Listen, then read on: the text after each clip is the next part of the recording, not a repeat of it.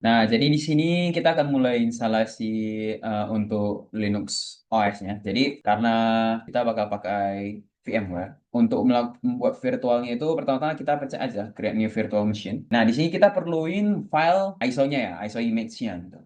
Jadi di sini kita install langsung aja pakai installer this image file. Ya, ini ya, ada Ubuntu. Ini kita pakai image-nya untuk nge-install OS-nya nanti. Seperti itu. Ya, tinggal next. Untuk nama ini sebenarnya nggak terlalu pengaruh ya, nanti. Ini namanya terserah. Paling gue coba kasih nama AOL OS. Kayak gitu. Tinggal di next. Ya, ini ada maksimum disk size-nya. Jadi kalian mau kapasitinya berapa giga? Ini ya sesuaikan aja sama resource PC kalian ya. Kan kalau kalian tahu VMware itu sebenarnya dia dalam bentuk file. Filenya itu kita bikinnya itu dalam split aja. Split ke multiple file biar gak terlalu berat nanti. Tinggal di next saja. Ya, ini sebenarnya untuk pengaturan kayak hardware-nya baru di finish saja. Ya, ini paling kita tunggu, harusnya agak lama juga. Nah, di sini pertama-tama kita bakal nyoba aja. Ya, ya, bahasanya biasa Inggris. Ini untuk ini cuma ya udah next saja. Keyboardnya juga layoutnya Inggris saja. Kita pakai wire connection. Nah, baru di sini kita bakal coba install Ubuntu dia. Gue bakal pilih yang interactive installation. Next saja. Ya, di next saja.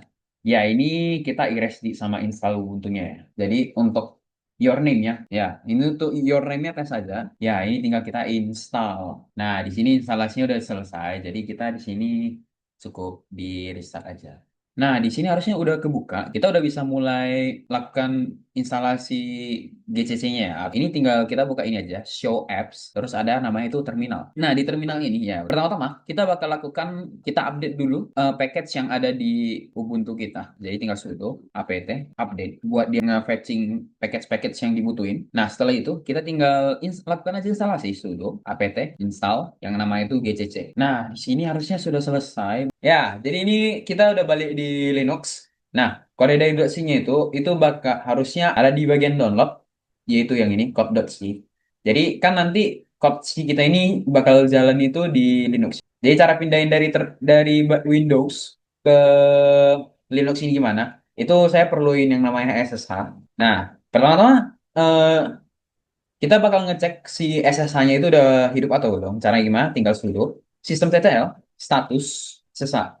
Ini ya. Nah, di sini udah aktif. Nah, karena di sini udah aktif, berarti ini gue buka terminalnya si Windows. Nah, di sini jadi cara kita pindahin si code.c ini ke dalam si Linux ini gimana? Itu bakal pakai yang nama itu SCP atau Secure Copy. Tes 192 168 126 sama 128. Gue copy langsung ke home-nya aja ya.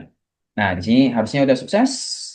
Jadi saya akan buka kodenya dan saya akan menjelaskan perbagian dari kodenya. Jadi pada bagian atas ini merupakan library yang kita gunakan. Lalu yang pada ini define max process, time quantum, dan word limit itu adalah sistem parametersnya yang akan kita pakai. Max process itu adalah jumlah proses yang disimulasikan, yaitu sebanyak 3 proses. Time quantum itu adalah jatah waktu CPU per proses, yaitu 1 detik. Dan word limit itu adalah batas kerja dalam setiap proses. Itu dipakai agar programnya tidak terjadi infinite loop. Lalu pada bagian ini adalah variable global scheduler.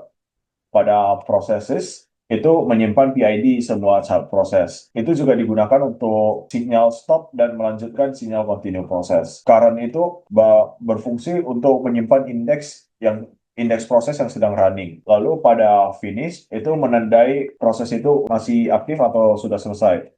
Kalau nol itu artinya masih aktif dan satu itu artinya sudah selesai. Lalu yang pada fungsi scheduler itu berfungsi sebagai CPU scheduler. Itu dipanggil setiap timer mengirim sinyal alarm. Pada if not finished project current itu berfungsi jika proses belum selesai, maka prosesnya dihentikan untuk saat ini. Lalu untuk integer next sama dengan current dan loopnya itu berfungsi untuk mencari proses berikutnya. Next plus satu modulus max proses itu membuat antrian melingkar. Lalu pada if not finish next itu untuk menjalankan proses baru. Jika proses belum selesai, dijadikan sebagai proses aktif.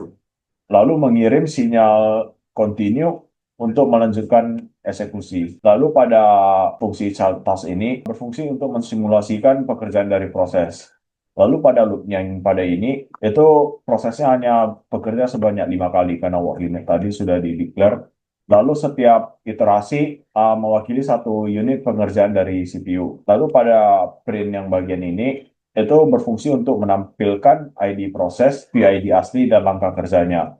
Lalu slip satu itu mensimulasikan penggunaan dari CPU. Pada printf ini berfungsi untuk mengakhiri proses. Setelah selesai, proses exit dengan normal, lalu parents akan menangkapnya dengan fungsi wait. Lalu pada main terdapat ini sinyal alarm scheduler. Itu berfungsi untuk mendaftarkan scheduler sebagai handler dari sinyal alarm, dan setiap alarm itu scheduler dipanggil. Lalu pada loop yang ini, loop itu akan membuat 3 child proses. Lalu pada kode childnya, kalau terjadi sinyal stop, childnya akan langsung berhenti. Lalu menunggu scheduler memberi CPU.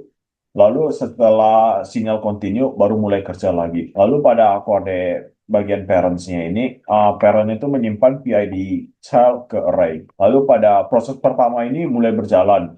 Lalu setelah itu ada setup timer. Itu membuat timer interrupt seperti hardware clock.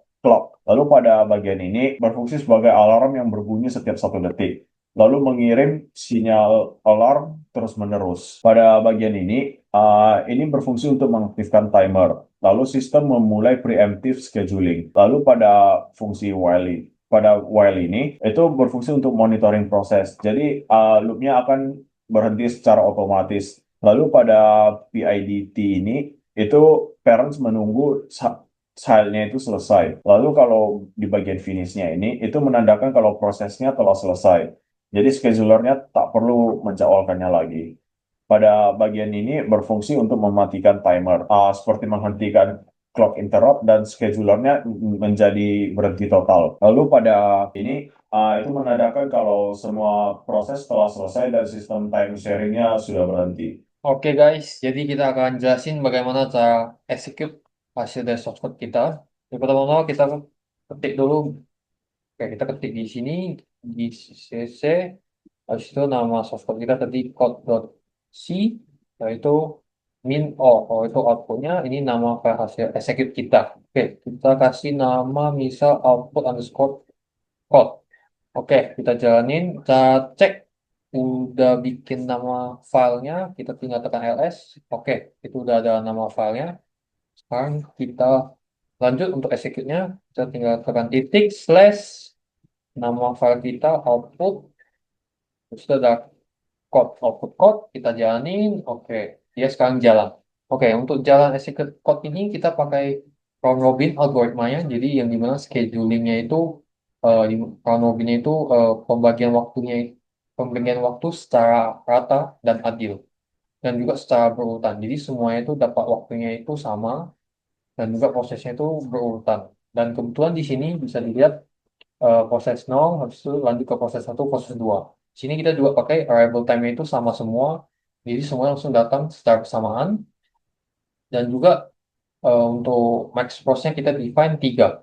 Oke, untuk selanjutnya ada time quantum, kita define time quantumnya itu 1. Untuk di sini work limitnya itu kita set 5. Berarti total ada 5 step. Di sini bisa lihat ada step 1, step 2, nanti sampai step 5 di akhirnya. Dan di work limitnya kita set 5 biar tidak terjadi infinite loop.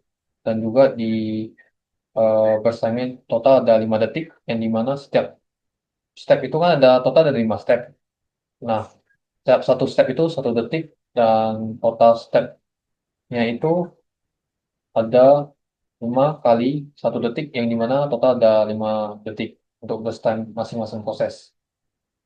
Untuk schedulernya kita pakai six stop dan juga pakai sikon. Jadi six stop itu untuk meningkatkan proses sementara setelah time quantumnya habis. Nah, untuk si continue itu untuk proses mulai mengeksekusi. Jadi kalau mau mulai kita pakai sikon.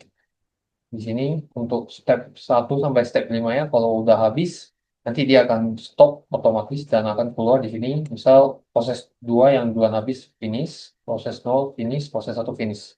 Dan untuk schedule-nya kalau misalnya stop, dia akan langsung stop. Dan di sini bisa dilihat prosesnya itu sesuai berurutan dari proses 0, habis itu Ke proses 1 lanjut step 1, setelah selesai, proses 2 stop sementara, lanjut lagi ke proses 1 step 2.